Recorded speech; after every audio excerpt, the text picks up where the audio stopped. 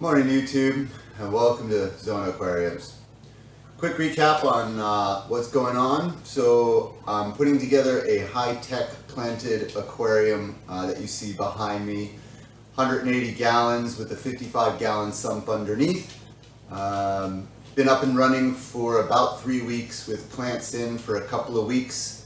And we were going to have bought the fish for this weekend, but best laid plans of mice and men. Last weekend, one of our air conditioning units died, and that kind of put everything back by a week because I wasn't going to go out and buy fish to put into a really hot fish room. So anyways, I thought I would quickly go over the growth on the tank so you guys can see what's happening, and then hopefully in a couple of days, once my air pump and sponge filter come in from Amazon, I will show you my quarantine setup so we can start getting ready to get some fish. Alright, let's go take a look at the tank. Alright, so we have a couple of experiments going on inside this tank in addition to just growing some beautiful plants, but we'll walk through them. So first and foremost, there is the Hydrocotyle Tryptia Japan. As you can see, it's doing fantastic and it's behaving exactly how we wanted it to.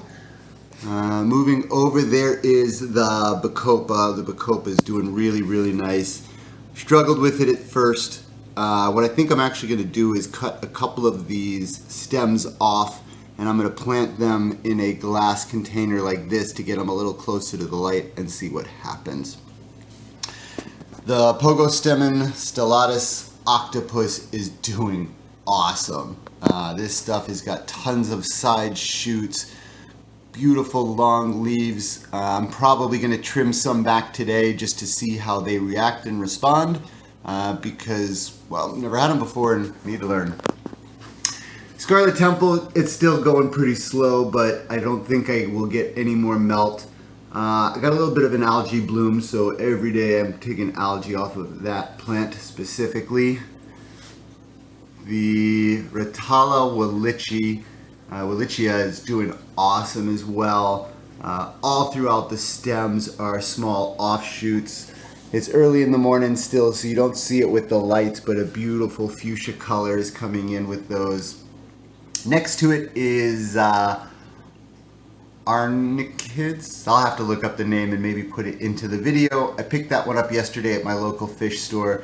It's got a really cool little leaf. As a matter of fact, there's one floating right there, so you can see they almost look like plastic plants. So we thought that was kind of cool. The dwarf lily shot its first big leaf, and we're waiting to see how long that gets, and it's got its second one coming already. Amannia senegalesis. I trimmed this back, cut them all in half, replanted them. I'm going to fill that whole planter in. You can see most of the S. repin was removed from that planter. There is my crinum. Same thing. That crinum is just a algae magnet, so I have to constantly be cleaning it off. But all of the S. repin stuff is moving into his container and is going to give the ground cover for that particular one. Next to it is some more Amannia senegalesis. There's the dwarf baby tears. The dwarf baby tears used to be much closer to the light, but a massive algae outbreak, and I took that whole planter apart and salvaged what I could, put it over here. The mermaid weed, still not doing great. I don't suspect any more will die off. It's all been trimmed back, and what you see is new growth.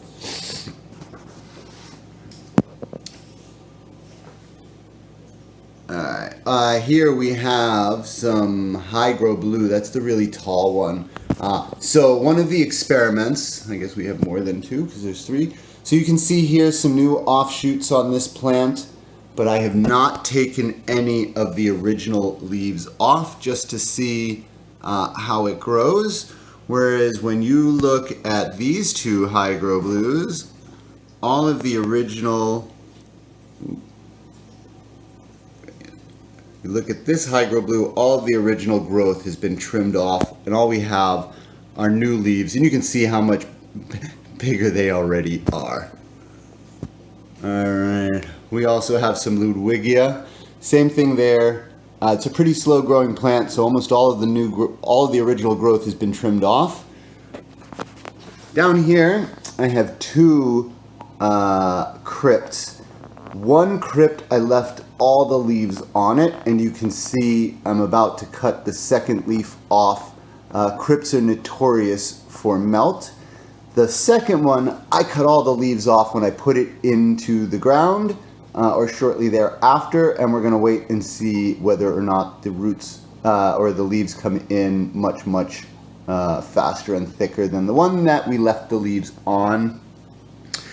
The other big experiment, as I mentioned, I bought this plant yesterday, taking some advice from Girl Talks Fish. I will put the link into the description for the video.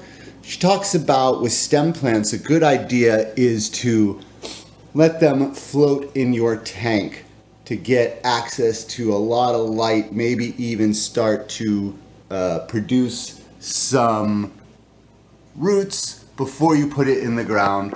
So I have about 6 stems floating that I will plant once the roots start to appear. I have about 10 stems in there and 3 stems in this small glass container close to the light, and we'll see the difference in growth between the 3. Anyways, quick little update about the tank and where we're at. See you in a couple days. Thanks everyone.